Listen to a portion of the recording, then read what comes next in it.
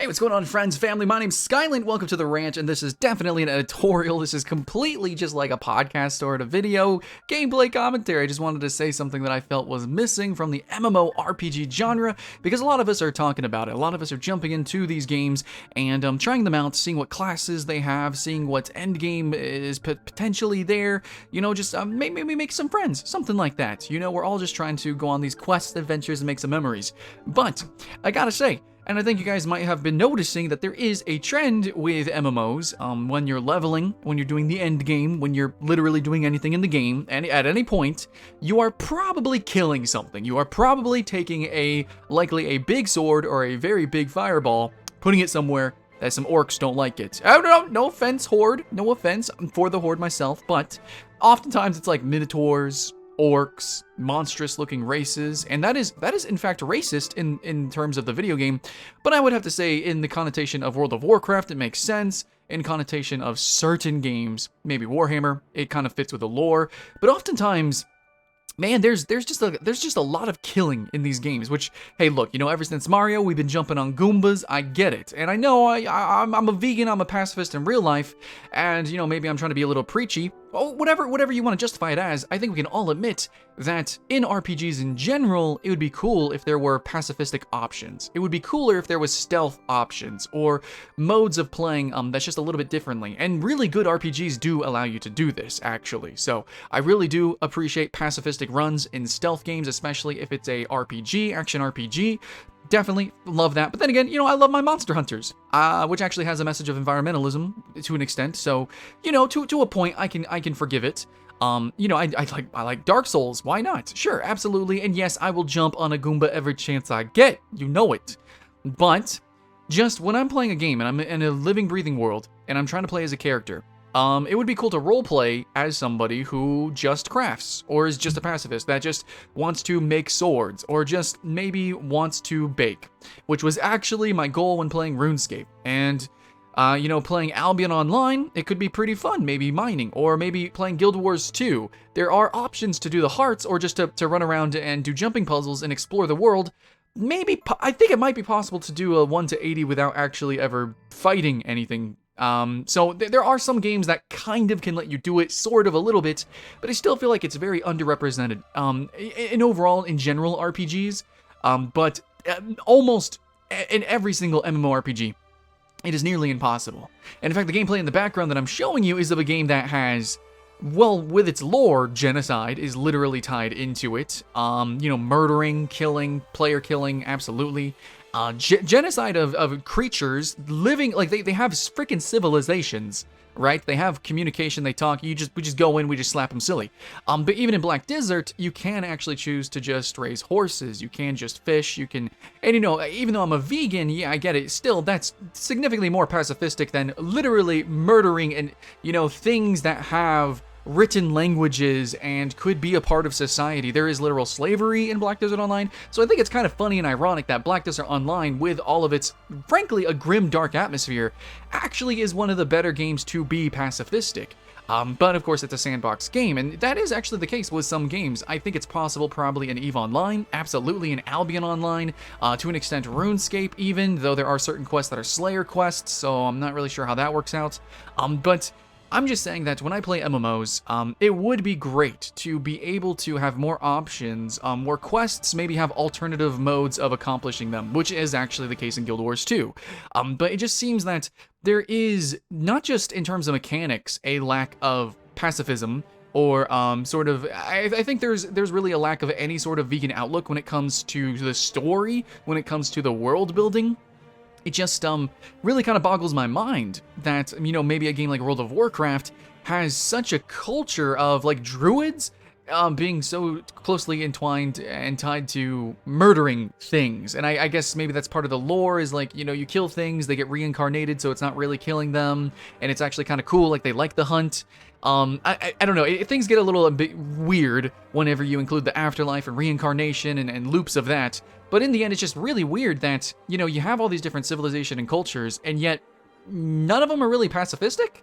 Of course, it's Warcraft. I get it. It's Warcraft. But I also felt this in Final Fantasy XIV, even, actually, as a conjurer. I'm learning to be a conjurer, and I'm supposed to be tied to the elements. And I know there's this story explanation that the animals have become aggravated, that maybe some are even mutated. Again, this is the environmentalism moral of Monster Hunter, which actually makes sense. But it's just really weird that that's kind of what they slap you with first and foremost. It's not doing a puzzle. It's not, you know, I guess like picking daisies and things like that. It's literally the first thing you do to learn about nature is kill squirrels. And I just, you know, as a vegan, that doesn't make sense to me. But as somebody who, even before I was a vegan, I really enjoyed a pacifistic runs of, and stealth runs of like stealth action RPGs and of course MMOs. More often than not, I actually would avoid fighting monsters. And, you know, fighting just like, and doing random quests that involve killing, like genociding, like kill 12 minotaurs. Just go ahead, just go do it. You know, just, I don't know, whatever, just kill them. That kind of sucks. So I do appreciate RuneScape's puzzle style quests. I do appreciate even like, you know, Pokemon or something like that. Those games where you do have like these different puzzles, and yeah, there's combat, there's fighting, but nothing is really killed. You know, nothing is truly like destroyed or demolished. And so I just kind of like that approach and that vibe and feel to games.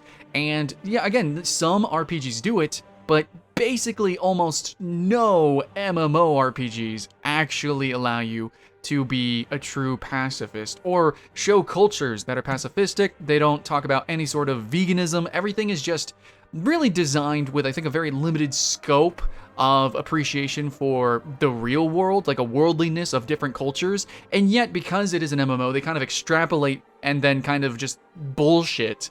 And frankly, it comes off as kind of crude, such as debatably maybe even the Native American inspiration from the Torn of World of Warcraft, or, you know, maybe some of the eccentricities of certain bestial races that are clearly inspired by African American, you know, cultures in the real world, I guess. And I think it can come off as a little, really just like, shallow and like white boy trying to be woke or something like that, or they're just trying to enrich their fantasy world, and they're doing that by pulling from the real world, but like pulling from their limited perception of the real world. It's not like really big, awesome, you know, diverse teams of writers coming into these games and or designers even, and designing these games with lots of different people in mind. It's really more like they're designing it for just the average person of what might play this game, which is going to be, frankly, it's going to be white, male, 25 to 35-year-old, likely from Europe or America, but yeah, definitely. And you have these demographics, and they kind of design for a mass audience, but not a worldly audience. They're not trying to get an urban audience. They're not trying to get Korean and Chinese. And if they do, then they make probably different versions of the game, or they have very specific additions to the game later on as they expand into those regions, such maybe as pandas or something like that, which is a little bit pandering. So it's kind of hard. Where is the line of like being woke and actually, you know, showing off different cultures and different ways of playing games, or just pandering? So no, do I want people to pander to veganism or pacifism? No. And in fact, there's games that I can go and play and do that, and they're even online games. I can play Animal Crossing. I can go and, I don't know, there's like social games out there. Toontown Rewritten, sure. If I wanted that sort of experience, it does exist. I'm not going to say it doesn't, but in games where you can make characters and they're supposed to be from different, you know, different races, different cultures, and you're supposed to be an RPG, you're supposed to customize your character and play in different ways. Yes, I can always choose not to participate in the grind and the leveling. I can just play a game pacifistically, such as World of Warcraft. I could just slash dance and be naked. I could just play the game as a cameraman. Entirely possible. In fact, that was definitely the point of the video that I'm also using mostly for footage in this background, the Black Desert Online one. Is there's so many different ways you can play an MMO, and it can be very meta. So that's true, but I'm just sort of crying here. I'm just sort of ranting that I wish there was more representation of pacifistic mechanics. I think it would force developers to do, you know, stuff like jumping puzzles or just riddles in general, like the questing we see in RuneScape.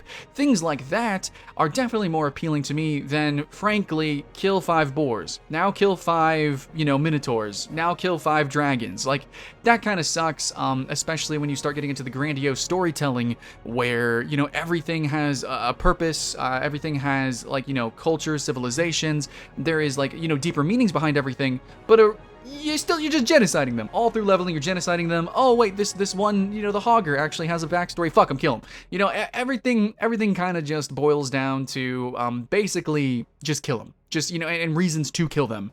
When I think we can go a little bit deeper, okay, if we really stretch our imaginations. And that's where I'm going to end cap the video by saying there are actually shows and movies that do this. And I think more than any other, it's so very clear, the show Avatar: The Last Airbender. So when people think like, oh, I want an Avatar: The Last Airbender MMO, they definitely think like, you know, the mechanics, the airbending, the magic, the aesthetic and stuff like that. But also you should entwine the moral, the message, and that is literally also sort of betwixt the magic system inside of the show, inside of that universe. It all kind of works together to kind of send a message, and more games need to realize that's actually what they're doing. Just pretend everyone is a child and susceptible to, you know, these morals and messages. And what are you telling people when every single quest and every single player to really play the game and to really get to max level and to, you know, just the everyday life of an MMO player? What do? You freaking genocide tons of monsters, eat their flesh, just consume them. It's just, you know, they're just points on a screen, and I think that just arcadifies what could be an immersive experience. So more ways of playing, more options, I think can only be a better thing for an MMO. And I'm somebody who loves deep engrossing combat systems of games like Dark Souls or Monster Hunter. I do love hunting monsters, but also I really do love dialogue options. I love stealth options. I love puzzles and riddles. I love all of gaming, and MMOs are the one genre that really could get away with having, you know, a myriad of ways of playing, and some do, but in the end, I just feel, for specifically pacifism and crafting and stuff like that, a little underrepresented, but there are some games that are really amazing. And if you want to see that list, let me know if this video does okay, and if the comments are really, you know, promotional, then yeah, I'll go ahead and I'll do a list video of the best games to be a crafter, to do life skilling and stuff like that. So if that would sound fun, let's do it. Much love. See you in the next one.